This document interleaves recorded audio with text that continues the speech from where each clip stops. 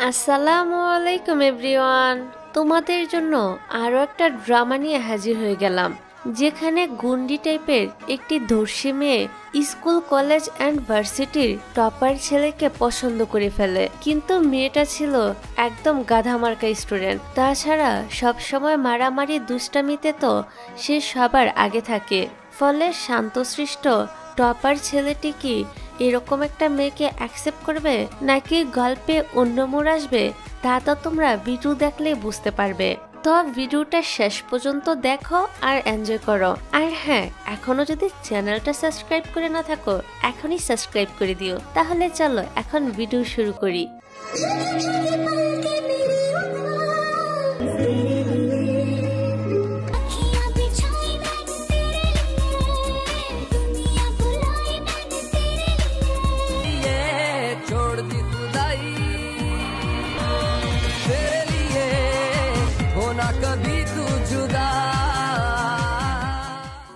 গল্পের শুরুতেই আমরা শাও নামের এই ছোট্ট মেয়েটাকে দেখতে পাই। তার বয়স যখন মাত্র 6 বছর, তখন তার মা একটি অ্যাক্সিডেন্টে মারা যায়। আর শাও তার বাবার কাছেই বড় হতে থাকে। শাওকে ছোটবেলা থেকেই তার বাবা বক্সিং শেখাতে নিয়ে যেত। সে ছোট্ট শাও এখন অনেকটাই বড় হয়ে গিয়েছে।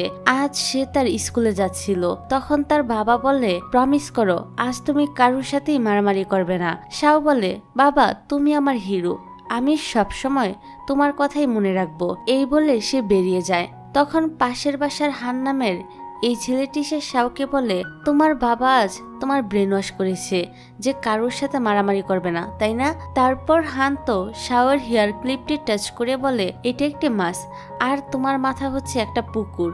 এরকম আরো বিভিন্ন কথা বলে শাওকে সে বিরক্ত করতে শুরু করে। এবার শাও তো হানকে মেরে শায়েস্তা করে দেয়। একটি লোক শাওয়ের মারামারি দেখে ভয় পেয়ে সেখান থেকে চলে যায়। আসলে এই হান হচ্ছে শাওয়ের ছোটবেলার বন্ধু। অন্যদিকে দেখানো হয় বড়লোক বাবার একমাত্র ছেলে জুনকে। স্কুলে সে পড়াশোনায় সবসময় সবার থেকে এগিয়ে থাকে। শাও এই জুনকে ভীষণ পছন্দ করত, কিন্তু জুন স্কুলে কারোর সাথেই তেমন একটা মিশত না। সে সবসময় পড়াশোনা নিয়ে ব্যস্ত থাকতো। প্রতিদিনের মতো শাও আজও দাঁড়িয়ে আছে জুনকে দেখবে বলে, কারণ এদিক দিয়েই জুন তার গাড়ি দিয়ে স্কুলে আসে। তখন শাও দেখে একটি চোর একটি মেয়ের ব্যাগ থেকে পার্স চুরি করেছে। সাথে সাথে সে তাকে দাওয়া করতে থাকে, যা দেখে তার পিছন পিছন হানও দৌড়াতে থাকে। হঠাৎ ধাক্কা লেগে যাওয়ায় শাওয়ের ব্যাগ থেকে একটি নোটবুক পড়ে যায়, যেটাতে সে তার ভালোবাসার মানুষের কথা প্রতিদিন লিখে রাখত। হান তখন সেটা তুলে নেয় আর এটা খুলে সে একদম অবাক হয়ে যায়। এদিকে শাও তো চোরটিকে ধাওয়া করতে করতে একটি গলির ভিতরে চলে আসে। এখানে চোরের পুরো গ্যাং মিলে শাওকে ঘিরে ধরে। শাও বলে, আমার বাবা বলেছে সিনিয়র কারোর সাথে মারামারি না করতে, কিন্তু আমি নিজেকে বলেছি শাও তোমাকে একজন হিরোইনের থেকেও বেশি কিছু হতে হবে। এই বলে সে চোরের পুরো টিমকে মেরে অবস্থা খারাপ করে দেয়। চোরটি তখন তাকে পার্সটি ফেরত দিয়ে দেয়। অন্যদিকে দেখা যায় জুন তার এ কর্মকাণ্ড আড়াল থেকে দেখছিল আর মনে মনে অনেকটা খুশিও হয়। তারপর শাও পার্সটি সে মেয়েকে ফিরিয়ে দেয়। তখন শাওর একজন ফ্রেন্ড বলে, তোমার ব্যাগের চেন খোলা। শাও দেখে তার নোটবুকটা ব্যাগের ভিতরে নেই। তখন সে তো সেটা খোঁজার জন্য ব্যস্ত হয়ে পড়ে। তার ওই ফ্রেন্ড বলে, আমি একটা পিঙ্ক কালারের নোটবুক হানকে পড়তে দেখেছিলাম। এই শুনে শাও তো দ্রুত হানের কাছে ছুটে আসে আর বলে, আমার নোটবুকটা ফিরিয়ে দাও। কিন্তু হান বলে, আমার কাছে তো কোনো নোটবুক নেই, তুমি চাইলে আমাকে সার্চ করে দেখতে পারো। শাও তখন তার কাপড় খুলে চেক করতে থাকে। এই দেখে হানের বন্ধুরা বলতে থাকে, আজকে স্কুলের নোটিশ বোর্ডে এই খবরটি ঝুলানো হবে যে একজন মেয়ে একজন ছেলের জামা খুলে ফেলেছে।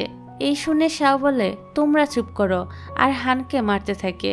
শাও বলে, সকালবেলা আমি যখন জুনকে দেখার জন্য দাঁড়িয়েছিলাম তখন তুমি আমার পাশে ছিলে, আর আমি যখন চোরকে ধরতে যাই তখনই হয়তো নোটবুকটা পড়ে গিয়েছে। হান বলে, তুমি কবে থেকে এত বুদ্ধিমতী হয়ে গেলে? তোমার এই গাধা মার্কা বেন্ত দেখি এখন কাজ করতে শুরু করেছে। এই বলে হান পালাতে থাকে আর শাও তার পিছু পিছু ছুটতে থাকে। তবে আমাদের শাও তো কম না, সে হানকে ধরে শাসাতে থাকে। হান তখন বলে, ওই যে দেখো জুন আসছে। শাও বলে, তুমি মিথ্যা বলছো। হান বলে, পিছনে তাকিয়ে দেখো, সত্যি জুন আসছে। শাও তাকিয়ে দেখে সত্যি সত্যি এখানে জুন আসছে। পছন্দের মানুষকে সামনে দেখে শাও যেন তার নিজের চোখটা ফিরাতেই পারছিল না। তখনই হান বলে, আমি জুনকে বলে দিব তুমি তোমার নোটবুকের প্রথম পৃষ্ঠাতে জুনকে নিয়ে কি কি লিখেছিলে। এই বলে সে আবারও ছুটতে শুরু করলে শাও তার পিছন পিছন ছুটতে থাকে। এক পর্যায়ে জুনের কাছাকাছি চলে আসলে হঠাৎ শাওর হাতটি জুনের প্যান্টের পকেটের ভিতরে আটকে যায়, আর তাড়াতাড়ি করে দৌড়াতে গিয়ে টান লেগে জুনের প্যান্টটি ছিঁড়ে যায়। ফলে ভিতরের আন্ডারওয়্যার বের হয়ে আসে। এই ঘটনা দেখে স্টুডেন্টরা তো সব একদম হাঁ হয়ে তার দিকে তাকিয়ে থাকে। এখানে শাও তো এমন একটা কাণ্ড করে ফেলবে এটা সে নিজে ভাবতেও পারেনি। এদিকে সবাই তো জুনকে নিয়ে হাসি ঠাট্টা করতে থাকে। এদিকে জুনের আন্ডারওয়্যারের ছবি দেখে হান বলতে থাকে, এগ্রিবার্ড দেখা যাচ্ছে। এবার জুন তার ড্রেস খুলে কোমরে বেঁধে নেয়। তখন শাও তাকে সরি বলতে গিয়েও বলতে পারে না। জুন বেচারা মন খারাপ করে সেখান থেকে চলে আসতে থাকে। এদিকে শাও আর হান ক্লাসে ঢুকতে গেলে জুনের সব ফ্রেন্ডেরা তাকে ঘিরে ধরে। এখানে ইলা নামের মেয়েটি বলে ওঠে, তুমি জানো আজ শুধুমাত্র তোমার কারণে জুন স্কুলের সবার সামনে হাসির পাত্র হয়েছে। তোমার এত সাহস হয় কি করে? তুমি জুনের কাছে এখনই ক্ষমা চাইবে। তখনই সেখানে জুন আসে। শাও তাকে দেখে বলে, আমি আমার ভুলের জন্য তোমার কাছে ক্ষমা চাইছি। এই বলে সে তার সামনে মাথা নত করে। জুন বলে, তোমার ক্ষমা চাইতে হবে না। এই বলে সে তাকে ওঠাতে গেলে তার আগে শাওই তার মাথা উঠিয়ে ফেলে। ফলে শাওর মাথার সাথে জুনের ধাক্কা লেগে জুন তো আবারও পড়ে যেতে নেয়। তবে এবার ধরতে গিয়ে টান লেগে জুনের টি শার্টটা ছিঁড়ে যায়। কি একটা অবস্থা! সে সাথে জুন তার মুখেও অনেকটাই ব্যথা পায়। ফলে সবাই তাদেরকে নিয়ে আবারও হাসাহাসি করতে থাকে। যাই হোক, পরের দৃশ্যে শাওকে জুনের টি শার্ট সেলাই করতে দেখা যায়। এখানে জুন বলে, তোমার মাথা আবারও আমার খুব কাছে চলে এসেছে, আমাকে দাও, আমিই পারবো। শাও বলে, যা কিছু হয়েছে তার জন্য আমি সত্যি দুঃখিত। এরকমটা হোক সেটা আমি কখনোই চাইনি। কিছুক্ষণ পর তারা ক্লাসে আসে। সবাই তখনও তাদেরকে নিয়ে মজা করতেই থাকে। এবার রাতের বেলা দেখা যায় জুনকে তার বাবা বলছিল, তোমাকে মন দিয়ে পড়াশোনা করতে হবে, তোমার স্বপ্ন ডক্টর হওয়া, সেটা তোমাকে পূরণ করতেই হবে। জুন বলে, ঠিক আছে বাবা। এই বলে সে তার রুমে এসে মানিব্যাগ থেকে একটি ছোট্ট মেয়ের ছবি দেখতে থাকে। আর তখন তার ছোটবেলার একটা ঘটনার কথা মনে পড়ে যায়। তখন জুন নিজে নিজেই বলতে থাকে, জুন তোমাকে একজন ডক্টর হতেই হবে, অনেক বড় একজন ডক্টর। জুনের ছোটবেলায় কি হয়েছিল আর কেনই বা সে এই কথা বলছিল তা আমরা একটু পরেই জানতে পারবো। পরদিন খেলার মাঠে হান বলে, জুন তুমি আমাদের সাথে বাস্কেটবল খেলায় যোগ দিতে পারো। এখানে হান জুনকে অনেকটা ডিস্টার্ব করছিল, যা দেখে শাও এসে হানকে বাধা দেয়। হান তখন বলে, তুমি বলতে চাচ্ছ জুন আমার থেকে বেশি পারফেক্ট? আমি এখনই প্রমাণ করে দিব যে কে বেশি পারফেক্ট। হান তখন জুনকে বলে, চলো আমরা ম্যাচ খেলি। জুন সেখান থেকে চলে আসতে থাকলে হান সবাইকে বলতে থাকে, তোমরা সবাই শোনো, জুন আমার সাথে বাস্কেটবল খেলার চ্যালেঞ্জ নিতে ভয় পাচ্ছে। এখানে শাও তো তাকে থামানোর চেষ্টা করে। তখনই সেখানে ইলা এসে বলে, জুন তার চ্যালেঞ্জ অ্যাকসেপ্ট করেছে। তারপর তাদের দুজনের মাঝে একটা কম্পিটিশন শুরু হয়ে যায়। তবে দেখা যায় খেলার মধ্যে জুন একের পর এক গোলে হেরে যেতে থাকে। এখানে আসলে হান খেলাতে চিটিং করছিল, যার কারণে জুন বারবারই হেরে যাচ্ছিল। তারপর সে হানকে বলে, তুমি চিট করে খেলায় জিতার চেষ্টা করছো। এই নিয়ে তাদের দুজনের মাঝে হাতাহাতি শুরু হতে থাকে। শাও সহ সবাই মিলে তাদেরকে থামানোর চেষ্টা করে। তখনই সেখানে তাদের টিচাররা চলে আসে। টিচাররা তখন হানকে বকাবকি করতে থাকে, কিন্তু জুন তখন সব দোষ নিজের ঘাড়ে নিয়ে নেয় আর বলে, মারামারি আমি আগে শুরু করেছিলাম। তখন টিচাররা বলে, তোমরা সবাই এখন বড় হয়ে গিয়েছো, তোমাদের জীবনে সঠিক ডিসিশনগুলো তোমাদেরকেই নিতে হবে, সুতরাং এখন তোমাদের পুরো স্কুল মাঠ ঘুরতে হবে পানিশমেন্ট হিসেবে। সবাই তখন শাস্তি হিসেবে মাঠের চারদিকে রাউন্ড দিচ্ছিল। এদিকে এই বিষয় নিয়ে অনেক টেনশন করার ফলে শাও একসময় সেন্সলেস হয়ে পড়ে। তখন জুন দৌড়ে এসে তাকে কাঁধে তুলে নেয় আর ক্যাম্পাসের হসপিটালে নিয়ে যেতে থাকে। কিছু সময় পর শাওয়ের জ্ঞান ফিরে আসে।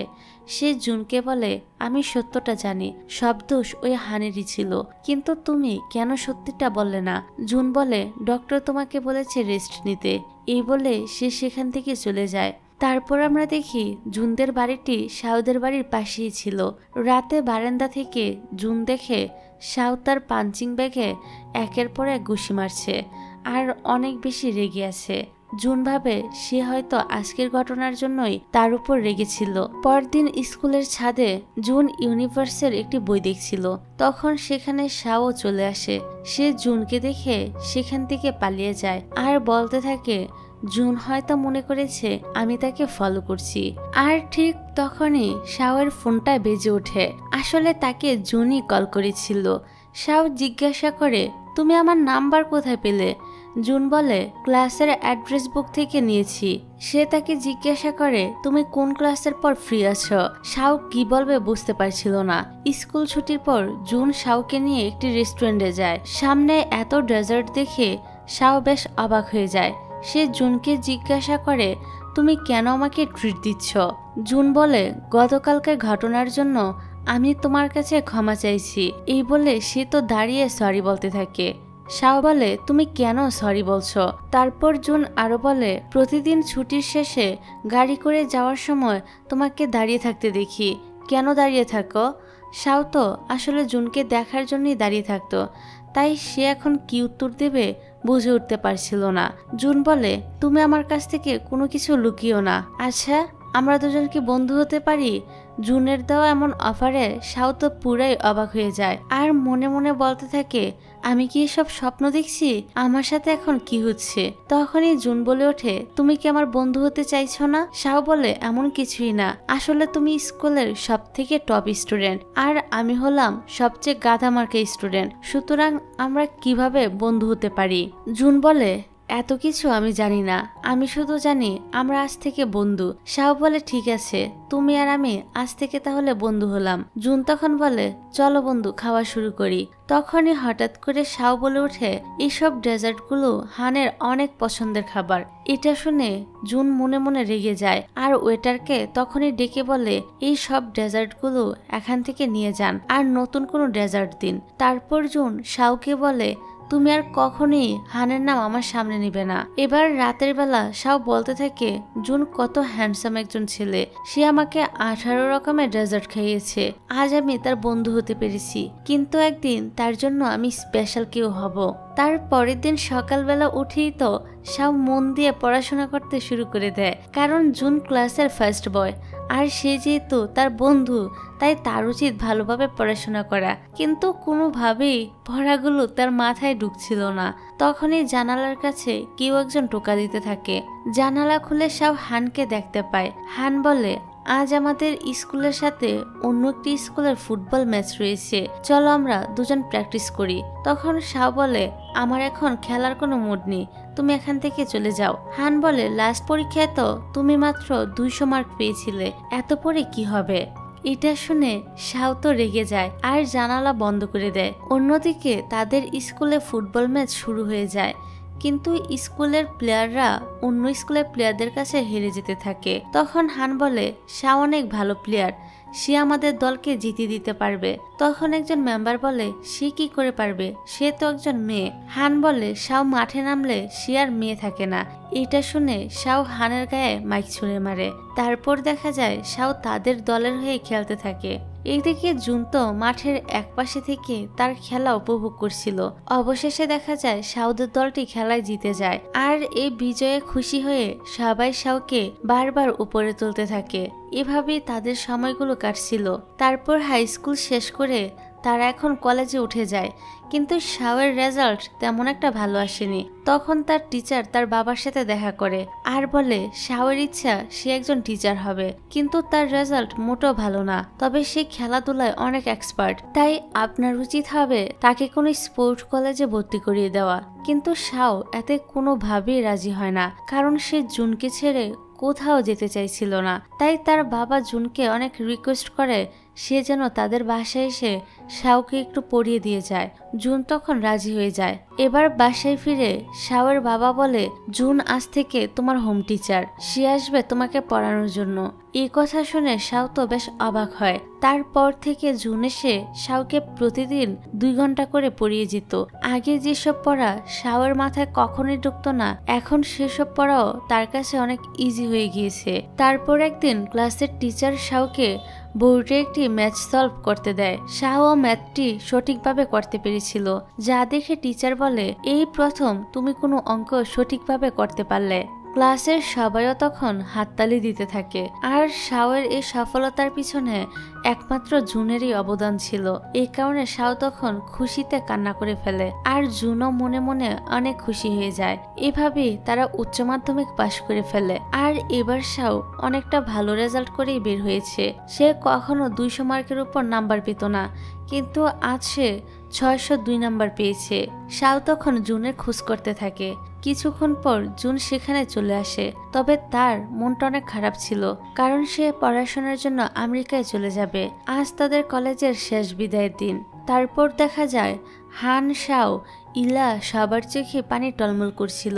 সবার ভিতরে যেন একটা চাপা কষ্ট জমে আছে। টিচার বলে, হান আর শাও, তোমরা দুজন এত ভালো রেজাল্ট করেছো, যেটা আমরা আগে কখনোই ভাবতে পারিনি। তোমরা খারাপ স্টুডেন্ট না, খারাপ হলাম আমরা টিচাররা, কারণ আমরা তোমাদের দুজনকে বুঝতে পারিনি।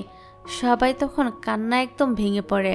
জুনের সাথে আগের মতো দেখা হবে না, এই ভেবে শাওয়ের মনটা আরো বেশি খারাপ হয়ে যায়। তাই সে জুনদের বাড়ির দিকে তাকিয়ে থাকে। তখনই সেখানে হান চলে আসে। গেটের সামনে ঝুলে থাকা শাওকে বলে, চলো তুমি আজ আমাদের সাথে ডিনার করবে। কিন্তু শাওয়ের মন ভালো না থাকায় সে বাড়ির ভিতরে চলে যায়। পরের দিন জুন শাওয়ের সাথে দেখা করে আর বলে, তুমি কোন ইউনিভার্সিটিতে ভর্তি হওয়ার পরিকল্পনা করছো? শাও তখন কিছুই বলতে পারে না। সে মনে মনে বলে, আমি তো চাই তুমি যে ইউনিভার্সিটিতে ভর্তি হবে সে একই ইউনিভার্সিটিতে আমিও ভর্তি হব, যাতে করে প্রতিদিন আমি তোমাকে দেখতে পারি। তারপর আমরা দেখতে পাই শাও সেই একই মেডিকেল ইউনিভার্সিটিতে আবেদন করে যেটাতে জুন ভর্তি হয়েছে। তারপর শাও দেখে তার আবেদন তো অ্যাকসেপ্ট হয়ে গিয়েছে। এটা দেখে শাও তো মহা খুশি। সে তার বাবাকে এই কথাটি জানিয়ে বের হয়ে যায়। তার বাবাও শাওয়ের খুশিতে অনেক বেশি খুশি হয়, কিন্তু তার বাবা তার কম্পিউটার স্ক্রিনে দেখতে পায় শাও মেডিকেল ইউনিভার্সিটিতে ভর্তি হয়েছে। অন্যদিকে তখন জুন ছুটে আসে শাওয়ের রেজাল্ট জানতে। শাওয়ের বাবা বলে, শাও মেডিকেল ইউনিভার্সিটিতে ভর্তি হয়েছে, কিন্তু শাওয়ের মায়ের ইচ্ছা ছিল শাও যেন টিচার হয়। তাছাড়া তার ব্লাড ফোবিয়া রয়েছে, রক্ত দেখলে সে মাথা ঘুরে পড়ে যায়। জুন বলে, তাহলে কেন সে টিচার ইউনিভার্সিটিতে আবেদন করেনি? তখন সেখানে হান চলে আসে। সে বলে, আমরা সবাই একই ইউনিভার্সিটিতে চান্স পেয়েছি। আমি, শাও আর জুন আবারও একই ক্লাসমেট হতে যাচ্ছি। শাওয়ের বাবা তখন বলে, এটা পরিবর্তন করার আর কি কোনো সুযোগ নেই? জুন বলে, না আঙ্কেল। তখন শাওয়ের বাবা বিরক্ত হয়ে চলে যায়। কিছুক্ষণ পর শাও 2টা আইসক্রিম নিয়ে ছুটে আসে। সে জুনকে বলে, আমি তোমাকে মিষ্টি মুখ করাতে চাই, কারণ আমি মেডিকেল ইউনিভার্সিটিতে চান্স পেয়েছি। জুন বলে, তুমি তো টিচার হতে চেয়েছিলে, তারপরও কেন মেডিকেল ইউনিভার্সিটিতে ভর্তি হয়েছ? কিন্তু শাও যে কেন এই ইউনিভার্সিটিতে ভর্তি হয়েছে সেটা তো আমরা জানি। এখানে শাও এ বিষয়ে তাকে কিছুই বলে না। তারপর জুন বলে, যাই হোক, তোমাকে অভিনন্দন। এই বলে সে এখান থেকে চলে যায়। এবার বাসায় ফিরলে শাওয়ের বাবা তাকে অনেক বকাবকি করে আর বলতে থাকে, তোমার স্বপ্ন ছিল তুমি বড় হয়ে একজন টিচার হবে, কিন্তু তুমি এটা কি করলে? শাও তো তার বাবাকে এর উত্তরে কিছুই বলতে পারে না, কারণ সে এসব কিছু করেছে তার পছন্দের মানুষটির কাছাকাছি থাকার জন্য। যাই হোক, পরের সিনে দেখা যায় আজ ইউনিভার্সিটিতে শাওয়ের প্রথম দিন। সব স্টুডেন্টদের মতো শাও এক বুক স্বপ্ন নিয়ে ক্যাম্পাসের দিকে যেতে থাকে। অন্যদিকে চ্যান নামের একটি ছেলেকে গাড়ি করে আসতে দেখা যায়। গাড়ি থামার পর তার পোষা ছোট্ট পিকটি ছাড়া পেয়ে এদিক সেদিক দৌড়াতে থাকে। দৌড়াতে দৌড়াতে সেটি শাওয়ের কাছে চলে আসে। শাও তখন সেটিকে তাড়ানোর চেষ্টা করতে থাকে আর জিজ্ঞাসা করে, এই রাক্ষসটি কার? তখনই চ্যান এসে শাওকে বলে, তোমার সাহস হয় কি করে আমার এই ছোট্ট বাচ্চাটিকে রাক্ষস বলার? শাও বলে, ও তাহলে এই রাক্ষসটা তোমার, তুমি আমাকে ঘুষি মারতে বাধ্য করো না। চ্যান বলে, তুমি আমাকে ঘুষি মারবে? তো মারো। শাও এবার সত্যি সত্যি তাকে ঘুষি মেরে তার নাকটা ফাটিয়ে দেয় আর সেখান থেকে চলে যায়। ঘুষি খাওয়ার পরও চেন তো তার পিছু নিতে থাকলে জুন সেখানে এসে শাওকে প্রটেক্ট করে নিয়ে যায়। তখন সেখানে হানও চলে আসে। হঠাৎ জুনের ফোনটা বেজে ওঠে। জুন বলে, ঠিক আছে আমি এখনই আসছি। হান বলে, আরে যাও যাও। এটা শুনে জুন তো রাগ করে চলে আসে। শাও তখন হানের সাথে রাগ করে সেখান থেকে চলে যায়। বিকেলে ক্লাস শেষে জুন শাওকে বলে, এখনো সময় আছে, চলো আমরা ক্যাম্পাসের চারদিকটা একটু ঘুরে আসি। শাও তো এতে মনে মনে অনেক খুশি হয়। কিন্তু তখনই সান নামের এই মেয়েটি চলে আসে আর বলে, জুন আমাকে এখনই কিছু কাজের জন্য ইউনিভার্সিটির অফিস রুমে যাওয়ার প্রয়োজন, তুমি কি আমাকে সেখানে নিয়ে যেতে পারবে? জুনও রাজি হয়ে যায়। তারপর জুন শাওকে বলে, আমাকে এখন অফিস রুমে যেতে হবে। শাও তখনে মন থেকে না চাইলেও তাকে বিদায় জানায়। পরদিন তাদের ট্রেনিং এর জন্য মাঠে নেওয়া হয় আর তাদেরকে প্র্যাকটিস করতে দেওয়া হয়। হঠাৎ কয়েকজন মেয়ে এসে শাওকে বুলি করতে শুরু করে, এমনকি তারা তো তাকে আঘাত করতেও শুরু করে। ফলে শাও তখন তাদের সবাইকে মারতে শুরু করে দেয়।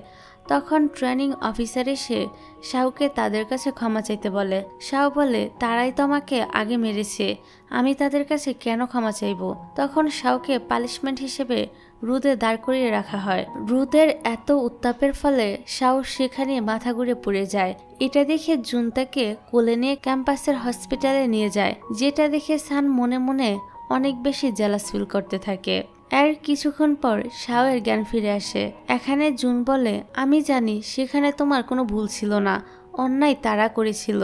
অন্যদিকে দেখা যায় হান ইলার পিছন পিছন হাঁটছিল। ইলা বলে, তুমি আমাকে ফলো করছো কেন? হান বলে, আমি কেন তোমাকে ফলো করতে যাব, আমি তো হসপিটালের দিকে যাচ্ছিলাম শাওকে দেখার জন্য। ই বলে সে আবারও তার পিছু পিছু হাঁটতে থাকে। রাতের বেলা দেখা যায় চ্যান ড্রিঙ্ক করছিল। তখন একটি মেয়ে এসে তাকে ড্রিঙ্কের অফার করে। কিছুক্ষণ পরই আমরা দেখি বারে কয়েকজন লোক চ্যানকে তাড়া করছে। শাও এটা দেখে বুঝতে পারে চ্যান বিপদে পড়েছে।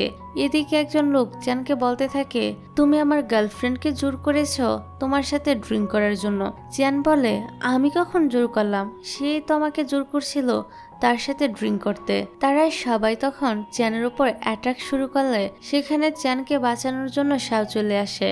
কিন্তু হঠাৎই শাওয়ের মাথায় প্রচন্ড আঘাত লাগে। শাও তখন আরো বেশি ক্ষিপ্ত হয়ে যায় আর তাদের সবাইকে মেরে তাড়িয়ে দেয়। তারপর তারা দুজন হসপিটালে আসে। ডক্টর বলে, তোমাদের দুজনের মধ্যে কে আঘাত পেয়েছে? চ্যান বলে, ও পেয়েছে, আগে তাকে বাঁচান। এই বললে সেও সেখানে সেন্সলেস হয়ে পড়ে।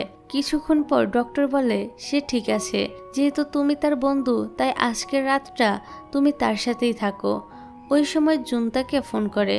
একই সময় সান আবার জুনের রুমে আসে। শাও তখন জুনকে বলে, তোমার এখানে সান এসেছে তাই না? ঠিক আছে, সমস্যা নেই, আমি ঠিক আছি, তোমার আমাকে নিয়ে ভাবতে হবে না। এই বলে শাও তো ফোনটা রেখে দেয়। জুনের সাথে এখন সান রয়েছে এটা জানতে পেরে শাওর ভীষণ রাগ হচ্ছিল। সে রেগে বাইরে এসে বসে থাকে। তখনই চ্যান সেখানে আসে। শাও তাকে বলে, তুমি বিছানা ছেড়ে কেন আসলে? চ্যান বলে, আমি ঠিক আছি, তোমার আমার পুরো শার্ট ভিজে গিয়েছিল তাই সেটা চেঞ্জ করতে উঠেছিলাম। তোমার কি হয়েছে, মন খারাপ করছো কেন? কে তোমার সাথে খারাপ ব্যবহার করেছে? আমি তাকে শেষ করে ফেলবো, শত হলেও তুমি আমার জীবন বাঁচিয়েছ। এই বলে সে দাঁড়ায় আর বলে, আজকের চাঁদটা অনেক বেশি আলো দিচ্ছে তাই না? আবহাওয়াটাও অনেক বেশি ঠান্ডা। শাও বলে, তুমি কি বলতে চাচ্ছ? চ্যান তখন দুহাত দিয়ে লাভ বানিয়ে শাওকে বলে, আমি তোমার প্রেমে পড়েছি, আই লাভ ইউ। শাও এসব দেখে অবাক হয় আর বলে, বন্ধ করো এইসব। চ্যান বলে, আমার হৃদয় বলছে আমি তোমাকে ভালোবাসি, আমি তোমাকে ছেড়ে কখনোই যাব না। শাও বলে, কিন্তু আমি অন্য একজনকে ভালোবাসি। চ্যান বলে, সেটা কি জুন? কিন্তু সে তো তোমাকে পছন্দ করে না, সে সানকে পছন্দ করে। শাও বলে, তাতে তোমার কি? আমি কখনোই তোমাকে ভালোবাসবো না। চ্যান বলে, তুমি আমাকে ভালোবাসবে। শাও বলে, কখনোই না। চ্যান আবারও বলে, তুমি আমাকেই ভালোবাসবে। এই বলে সে চলে যায়। এদিকে শাওয়ের আরেকজন ফ্রেন্ডও জুনকে মনে মনে পছন্দ করত।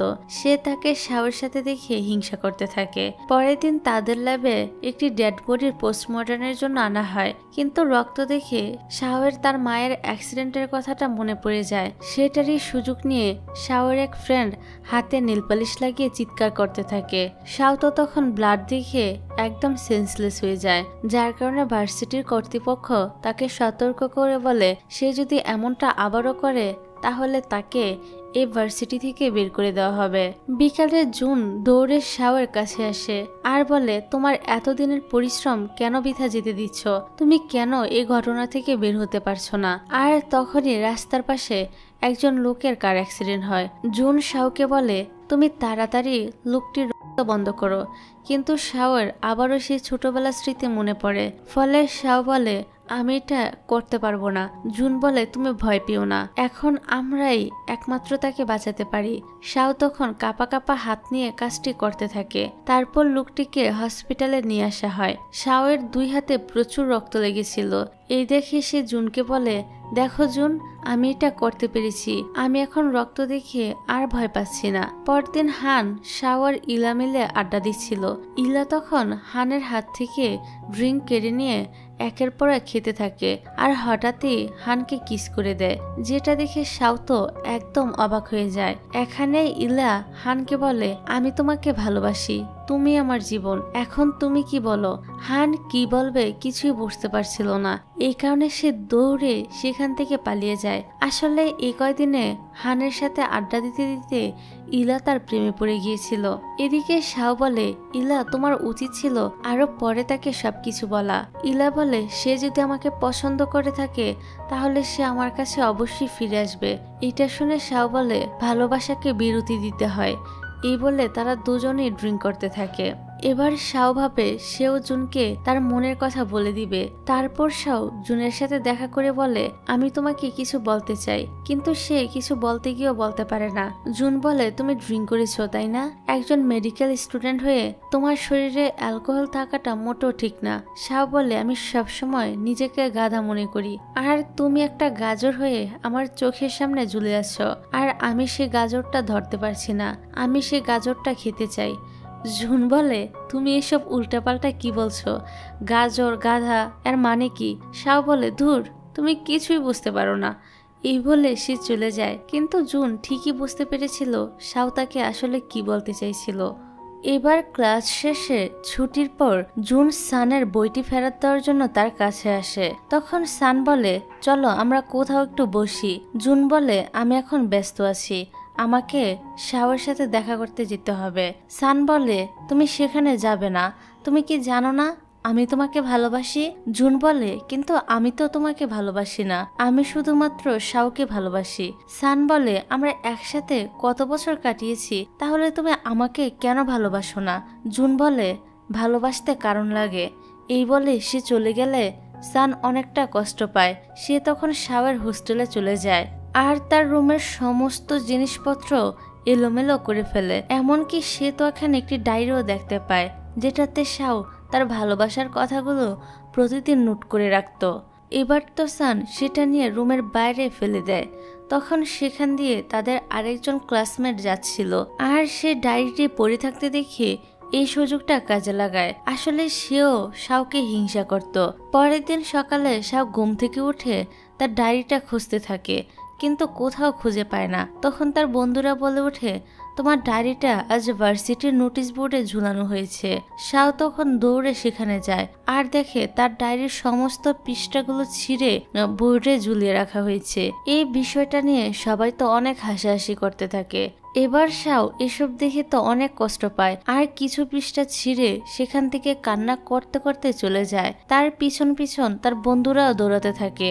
এখানে চেন বলে, তুমি কেঁদো না শাও। তখনই সেখানে ফুলের তোড়া নিয়ে জুন আসতে থাকে শাওকে প্রপোজাল করবে বলে। শাও তখন ডায়েরির পৃষ্ঠাগুলো লুকিয়ে ফেলে আর সেখান থেকে দৌড়ে পালিয়ে যায়। এদিকে চেন তো জুনের হাত থেকে ফুলগুলো ফেলে দিয়ে পা দিয়ে পিষে ফেলে। ফলে জুনও তার কলার চেপে ধরলে চেন বলতে থাকে, তোমার কারণে আজ শাও সবার সামনে হাসির পাত্রী হয়েছে। তখন শাওয়ের মেয়ে ফ্রেন্ডগুলো এসে বলে, জুন তুমি তাড়াতাড়ি নোটিশ বোর্ডের কাছে যাও। জুন তখন দৌড়ে সেখানে যায়। গিয়ে দেখে শাও তার মনের কথাগুলো যে ডায়েরিতে লিখেছিল সেগুলো ঝুলানো রয়েছে। শাওয়ের লেখাগুলো পড়ে জুন তো এখানে অনেকটা খুশি হয় আর কলম দিয়ে সেখানে কিছু একটা লিখে দেয়। অন্যদিকে রুমে ফিরে শাও কান্না করতে থাকলে চেন বলে, তুমি কোনো চিন্তা করো না, আমি তোমার সাথে আছি, আমি তোমাকে অনেক ভালোবাসি। শাও বলে, এটা ঠিক না, জুন শুধুমাত্র আমার ভালোবাসা। তখন তার এক ফ্রেন্ড কল করে বলে, শাও তুমি তাড়াতাড়ি আবারও নোটিশ বোর্ডের কাছে আসো। এই কথা শুনে শাও সেখানে ছুটে আসে আর দেখে তার লেখা লাভ লেটারগুলোর উপর জুন কলম দিয়ে লিখেছে, আমিও তোমাকে ভালোবাসি শাও। তারপর জুন সেখানে আসে আর বলে, তারা সবাই বলেছে তুমি নাকি আমার উপর ক্রাশ খেয়েছো, কিন্তু আসল সত্যটা তো হলো এই যে আমি তোমার উপর ক্রাশ খেয়েছি। আমি তোমাকে অনেক দিন ধরে ভালোবাসি, তুমি একমাত্র আমার পুরো হৃদয় জুড়ে রয়েছো, তুমি ছাড়া আমার হৃদয় শূন্য, প্লিজ তুমি আমাকে ছেড়ে যেও না। এই বলে জুন শাওকে প্রপোজাল করে জড়িয়ে ধরে। এইসব দেখে সবাই তো তখন হাততালি দিতে থাকে, কিন্তু সান এটা দেখে অনেক কষ্ট পায় আর সেখান থেকে চলে যায়। এদিকে চিয়ানও কষ্ট পায় আর নিজের কষ্ট নিয়ে সেখান থেকে চলে যায়। এবার রাতের বেলা চিয়ান সে নোটিশ বোর্ডের সামনে গিয়ে একটি স্টিক দিয়ে বোর্ডের গ্লাস ভেঙে ফেলে আর তার হৃদয়ে প্রচন্ড ব্যথা অনুভব করে। এদিকে কার কি হলো সেসব এক সাইডে ফেলে রেখে জুন আর শাও একসাথে এনজয় করতে থাকে এবং সুন্দর সুন্দর কিছু মুহূর্ত কাটাতে থাকে। অন্যদিকে বাসায় ফিরে সান সমস্ত জিনিসপত্র ভেঙে ফেলতে থাকে। তখন সানের বাবা জুনকে ফোন করে তাদের বাসায় যাওয়ার জন্য বলে। জুন তাদের বাসায় আসলে সান বলে, আমি তোমার সাথে থাকতে চাই, প্লিজ তুমি আমাকে ছেড়ে যেও না। জুন বলে, সরি, আমি তোমাকে ভালোবাসি না। জুন চলে যেতে চাইলে সান তাকে আটকায়। তখনই সেখানে সানের বাবা মা চলে আসে।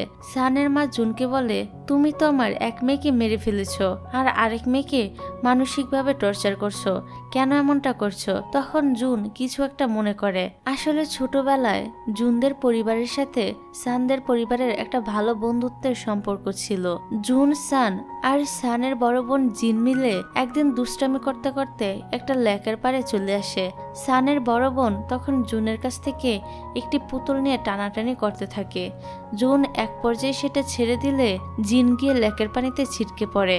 জুন তখন তাকে বাঁচানোর জন্য নিজেও লেকের পানিতে লাফ দেয়। এদিকে সান বাড়িতে চলে যায় আর জুনের মাকে বলে জুন জিনকে পানিতে ফেলে দিয়েছে। জুনের মা দৌড়ে সেখানে যায় আর জুনকে কোনো রকম ভাবে উদ্ধার করে। তখনই সেখানে সানের বাবা মাও চলে আসে। সানের মা বলে, জুন তো এখানে, তাহলে আমার মেয়ে জিন কোথায়? নিজের মেয়ের এভাবে তিনি মেনে নিতে পারেনি। আর এখান থেকে সিনটা বর্তমানে আসে।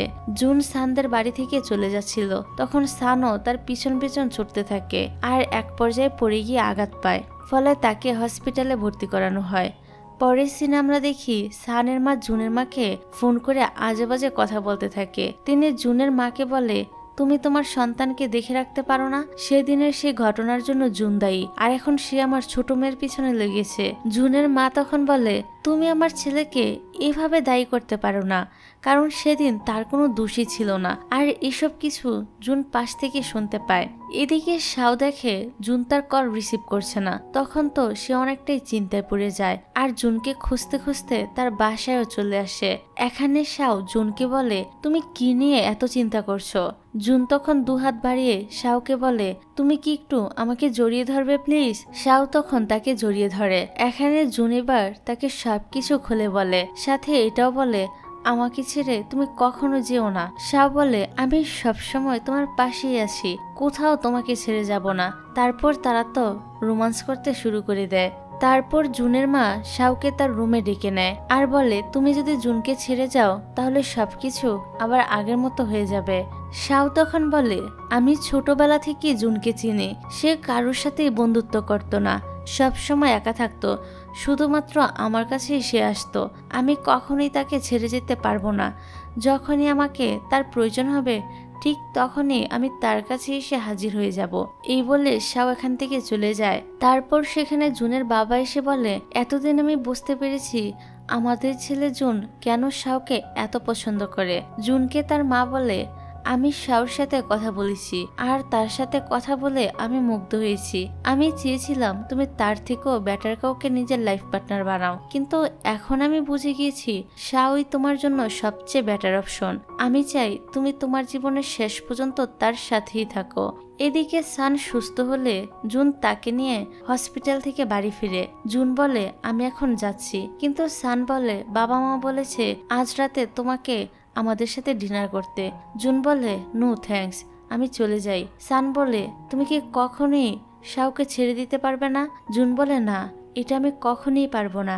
এই বলে সে তার ওয়ালেট রেখে সেখান থেকে চলে যায়। তারপর সান সেটা খুলে দেখে সেখানে তার বড় বোনের ছবি। জুন মূলত এই ছবিটা এই কারণেই তার ওয়ালেটে রেখেছিল কারণ সে সেদিন তাকে বাঁচাতে পারেনি, আর এখন এই ছবিটা প্রতিদিন দেখে সে ডক্টর হওয়ার স্বপ্নের দিকে এগিয়ে যেতে পারে। এদিকে আগামীকাল জুন আমেরিকায় চলে যাবে। শাও তাকে একটি ডায়েরি দেয় আর বলে যখন তোমার আমার কথা মনে পড়বে তখনই তুমি এটাতে লেখা শুরু করবে। এখানে শাও তাকে জড়িয়ে ধরে অনেক কান্না করতে থাকে আর বলে আমি প্রতিদিন তোমাকে অনেক বেশি মিস করব, তোমার চেহারা প্রতিদিন আমার চোখের সামনে বেশি উঠবে। জুন বলে সময় যেন দ্রুত চলে যায় আর আমি যেন তোমাকে আবারও ফিরে পাই। তারপর অনেকগুলো বছর কেটে যায় আর আমরা দেখি হান আর ইলা একসাথে থাকবে বলে একটি হোটেল বুক করেছে। হান বলে আমি তোমাকে কথা দিচ্ছি ভবিষ্যতে আমি তোমার সব চাওয়া পাওয়া পূরণ করব। ইলা বলে কিসের প্রমিস করছো? হান বলে তুমি আমার ডান্স পার্টনার হবে। ইলা বলে শুধুমাত্র ডান্স পার্টনার। তারপর তারা খুনসুটি করতে থাকে। অন্যদিকে জুন আজকে আমেরিকা থেকে শাওকে জানায় খুব শীঘ্রই সে দেশে ফিরে আসবে, কিন্তু অনেকদিন পার হয়ে যায়, তবে জুনের কোনো খোঁজই পাওয়া যায় না। কয়েকদিন পর সান আর চ্যান দুজন শাওর বাসায় আসে। শাও তাদের দুজনকে দেখে অবাক হয়ে যায়। সান বলে গত 2 দিন আগে জুনের বাবা মা এই খবরটা পেয়ে আমেরিকায় চলে গিয়েছে। শাও জিজ্ঞাসা করে কি খবর? সান বলে জুন আমেরিকা থেকে দেশে ফেরার সময় তাদের প্লেনটি ক্র্যাশ করেছে, সে আর বেঁচে নেই। তুমি বিশ্বাস করো আর না করো এটাই সত্যি। এই কথাটা শোনার পর শাও তো একদম ভেঙে পড়ে আর বলে এটা আমি বিশ্বাস করি না, তুমি আমাকে মিথ্যা বলছো। চ্যান বলে জুনের মা আমাকে ফোন করে জুনের মৃত্যুর কথা নিশ্চিত করেছে। শাও বলে এটাও অসম্ভব, সে আবারও ফিরে আসবে, আমি তোমাদের কোনো কথাই বিশ্বাস করি না। এই বলে সে তো প্রচন্ড কান্নায় ভেঙে পড়ে আর এখান থেকে চলে যায়। শাও তার ভালোবাসার মানুষটির মৃত্যুর কথা কোনোভাবেই মেনে নিতে না পেরে চিৎকার করে কান্না করতে থাকে। এদিকে হান আর ইলাও শাওর এই কষ্ট দেখে কান্না করতে থাকে। এভাবে আরো কিছুদিন পার হয়ে যায়। আজ শাও একজন সাকসেসফুল ডক্টর, নিজেকে সে সবসময় পেশেন্টদের সেবায় ব্যস্ত রাখে। একদিন দেখা যায় শাওকে তার সহকর্মী ডক্টর বলছে আমাদের নেক্সট অপারেশন মাত্র 10 মিনিট পরই শুরু হবে। সেই সাথে আরো বলে হসপিটালে নতুন একজন ডক্টর জয়েন করেছে। শাও নতুন ডক্টরের ফাইলটি খুলে দেখে তার নাম হলো জুন। তারপর সে একটি পেশেন্টের বেডের কাছে যায়। সেখানে থাকা লোকটিকে দেখে পেশেন্ট ভেবে বলে হসপিটালের নার্সরা এখন ডিউটিতে রয়েছে, পেশেন্ট এখানে কেন ড্রেস চেঞ্জ করছে? তারপর শাও লোকটিকে দ্রুত ড্রেস চেঞ্জ করে নিতে বলে। তারপর শাও দেখে পেশেন্টটি তো এংরি বার্ড ছবিওয়ালা আন্ডারওয়্যার পরে রয়েছে। কিছুক্ষণ পর ড্রেস চেঞ্জ করে জুন তার সামনে চলে আসে। শাও তো এখানে জুনকে দেখে একদম শকড হয়ে যায়। আসলে প্লেন ক্র্যাশের পর সবাই ভেবেছিল জুন মারা গিয়েছে, কিন্তু জুন বেঁচে ছিল এবং তার একটা ব্রেন সার্জারি হয়েছিল, যার কারণে সে কারোর সাথেই কোনো কন্ট্রাক্ট করতে পারেনি। ডক্টরদের অসামান্য চিকিৎসায় জুন বেঁচে গিয়েছিল। এখানে জুন বলে আজ অনেক বছর পর ডক্টর জুন আর ডক্টর শাও একই হসপিটালে একই সাথে রয়েছে। তারা দুজন দুজনকে তখন কাছে টেনে নেয় আর তাদের মিলনের মধ্য দিয়ে এই রোমান্টিক ড্রামাটি এখানেই শেষ হয়ে যায়। ভিডিওটা শেষ করার আগে তোমাদেরকে একটা কথা বলে যাই, তোমরা অনেকেই দেখি ভিডিও দেখো কিন্তু চ্যানেলটা সাবস্ক্রাইব করে রাখো না। এমনটা কেন করো? একটু চ্যানেলটা সাবস্ক্রাইব করে দিলে কি এমন ক্ষতি হয়ে যায়? এখনই সাবস্ক্রাইব করে দাও আর আমার পাশেই থাকো। তাহলে আজকের ভিডিওটা এখানেই শেষ করছি। আল্লাহ হাফেজ।